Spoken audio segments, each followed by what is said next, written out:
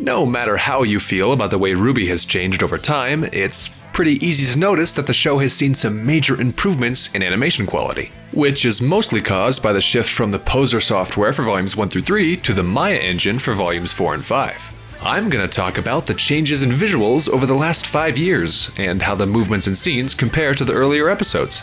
Keep in mind, I'm not an animator, nor do I have any real experience in the field of animation, and this is all from a fan's viewpoint. But I figured I'd give my input, because, well, why not? I don't know. This guy's weird. Volume 1 starts off with a pretty high-quality action scene, and that's what drew most people into the show to begin with. However, certain scenes further on in the volume showcase some awkward motions. In fact, even the very first walking animation from Roman is a little bit stiff. There are some movements that are a little bit robotic, such as this pillow being thrown in Yang's face, and the way that RWBY's face sort of floats around awkwardly in this scene. The characters and models are very sharp and bright, but that's not the focus. Don't take this the wrong way, I thoroughly enjoy this show, but Volume 1 kind of looks like a fan project. Sometimes characters shown far away have no animation, and are just posed because movement isn't really required. Besides that, the only real gripe I have with Volume 1 is that sometimes the physics can be unrealistic to the point that it's a little distracting, like this launching scene and this falling animation for Team Juniper. There's some clipping here and there, but that's not surprising based on the fact that it's a 3D animated scene made to look 2D. Generally speaking, most of the animation is extremely fluid, it's just that sometimes realistic motion is hard to nail right on the head. Again, I don't blame the crew for any sort of mishap. Animation is difficult to begin with, I'm just stating observations. Volume 2 is where we start to see decent leaps forward for production quality, as it's immediately noticeable that background characters are no longer just silhouetted figures. It's either the result of a bigger animation budget or a more experienced animation team. Either way, I'm not complaining, it works well with the scenes overall and doesn't distract from the main characters. About 30 seconds into Volume 2, we can also see how much better the lip syncing is.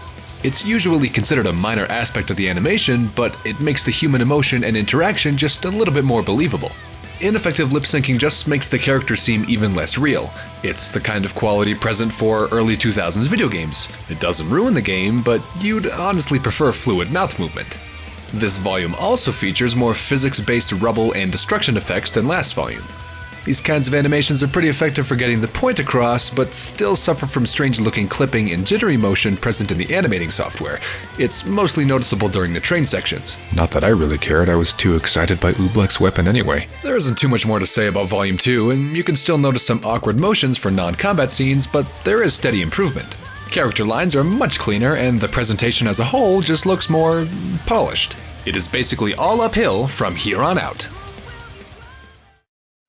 Volume 3 is essentially everything that Volume 2 is, and a little more. It's hard to pinpoint what the real differences are, but everything feels so much more lively. It's vivid colors, contrast of 2D backgrounds and 3D modeling, and even better looking visual effects. Some instances of flying characters and impacts look much better than they might have looked in the last volumes. The people actually look a lot more like people, and it's closer to the natural movements you would see in hand-drawn anime. Lighting is also starting to play a bigger role in the overall appearance, and edges of character models possess a noticeable glow in direct lighting, making almost every scene very pleasant on the eyes. All of the backgrounds and characters are created with plenty of detail, and those crisp edges and settings filled with scenery go a long way. I actually found myself struggling to find any noticeably robotic motions or poorly rendered scenes. Particle effects are far and wide across this volume, and they all fit smoothly into the 3D animations. The team got really comfortable with fitting all those fancy schmancy effects into their already flourishing anime. But it seems like once they pretty much nailed down animation in Poser, they switched over to Maya. I feel like that's why this volume is generally the most liked of the 5, because it's a great blend of being both visually appealing and combat heavy, because the team was becoming comfortable with the program. In my opinion, however, the transfer to the new format was for the better, giving the crew more control over creating the perfect quality animation going forward. Speaking of which, this video is already at 4 minutes and 40 seconds, so let's skip to the good bits, shall we? This is where RWBY almost pulls a complete 180 in regards to visuals. The brand new software means realistic liquid physics, reflections, shading on every character and entity, and a whole lot more. It looks like the show is being made entirely in 3D animation, besides the extremely distant background settings. But there is still cell shading present on a lot of the edges, allowing it to maintain a cartoonish anime style. Okay, time out. Can we all just appreciate this water animation really quick? I mean, it is beautiful. I can watch this all day. Anyway, the character motion has never been more silky smooth.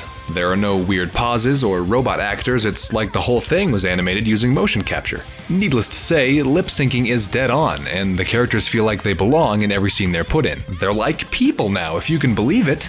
Thanks to the new tools in Maya, we get great effects and particles, and there's no more clipping for all the physics and rubble in the action scenes. One of the big things to mention is that some of the character models have been altered slightly in this new software. At first the change is kind of jarring, but the new faces still complement the animation style really well. Faces also have a plethora of emotions behind them. It's no longer just a few spots here and there for pivot points. The show isn't just a web series anymore, it's a magnificently animated production, and the jump between volumes 3 and 4 is much more significant than in the past. Disregarding some people's disappointment in the lack of action, Volume 4 takes all the steps in the right direction, as it forms itself into Volume 5. So, at last we've reached the peak of animation in RWBY thus far, and honestly, of any Rooster Teeth animated show. In my opinion. The shading is just as glorious as the last volume, and scenes that take place in the sunlight outside are wonderfully defined and full of color. You can see even more emphasis on the way that light interacts with characters, such as in this scene with Weiss and Yang, where an extra layer of color is added on the side the sunlight is coming from. It makes the shot feel a lot more active and is helpful for setting moods, like this sad yet hopeful emotional talk between the two characters. All of those beautiful settings are set into motion with the way the camera moves around all of the action scenes in this volume. Take this shot, for example, where the motion of the camera flows into Ilya's attack and makes her emotions even more believable. A normally average fight sequence can be given life with effective camera placement. It's part of the reason I enjoy this gunchuck sequence more than the one in the first volume. The full combination of lighting, camera work, more visual effects, facial animation, and smooth motion make this show a pleasure to witness. Even if the choreography isn't as fantastic as the first 3 volumes, this show is looking pretty promising for the future. Hopefully, Rooster Teeth gives us the best of both worlds for Volume 6, and unfortunately I feel like we've been kept in the dark about why the show has been lacking in the combat department. It just kinda feels like something that RT needs to address more, and communication is a two-way street. You see this? That's the send button. That's mostly a joke. I realize they've at least somewhat acknowledged the lack of fighting and combat scenes in general, which could be a result of the huge shift in graphical quality that we've seen for the past 2 volumes. I believe that the RWBY team is more than capable of putting out incredible fight scenes, such as Raven vs. Cinder. The point is, the show looks gorgeous, and I'm pretty confident in Volume 6 showing more, in terms of action and battle scenes. And it might be even more visually stunning. Well, that's my 2 cents. Hope you enjoyed listening to me ramble for a few minutes. See you next time on RWBY.